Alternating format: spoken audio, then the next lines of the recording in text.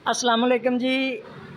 अज कोई थोड़ा जिहा जमाने के सामने सच रखा दे, सच नूं रख के ते कोई निक्की जी गल शेयर करा दे। मेरे नाल बैठे ने अब्दुल रऊफ मैंबर साहब, मजीद उन्हां कोलों तशरीफ करवावांगे आया कि हकीकत है कि नहीं।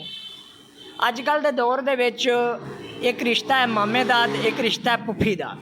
पुफी नूं फसादी ज़्यादातर कहा जाता है, तो मामे नूं कहा जाता है जी ये दो वारी मामा कहिए तो एक वारी जाके मामा बनता है। मामे नाल बड़ा प्यार हुंदा है।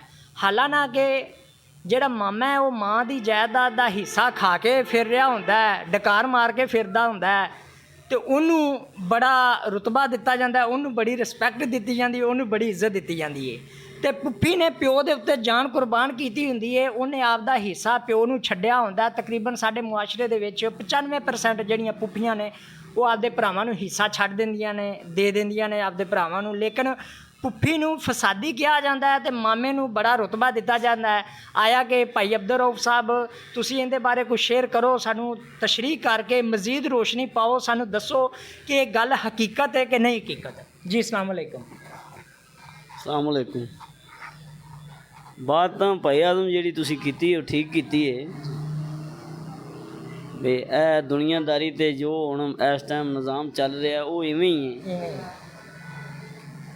तो ये जड़ियाँ फुफियाँ हिस्सा देंदियां ने भरावां नूं वो भी कोई डाढ़ा खुशी नाल नहीं देंदियां, वो इस गल्लों देंदियां ने भी पेकियां दा बूहा खुला रवे। बड़ी गल की, बड़ी गल। तो ढिडों राजी रूजी हो के कोई नहीं देंदियां। उन्हां ज़ाहिरी गल है भी आपदे उन्हां नूं भी बच्चे आपदे बहुत अजीज़ ने। वो जिहड़ा भरा हुंदा है उनके बच्चे जिहड़ा ना वो कोई सोने का नवाला नहीं खांदे भी वो अगर ना भैणां जमीन देन तो वो मर जाणगे। वो सिर्फ यही वेंदियां ने भी साडा पेका बूहा खुला रवे ते आंदियां जांदियां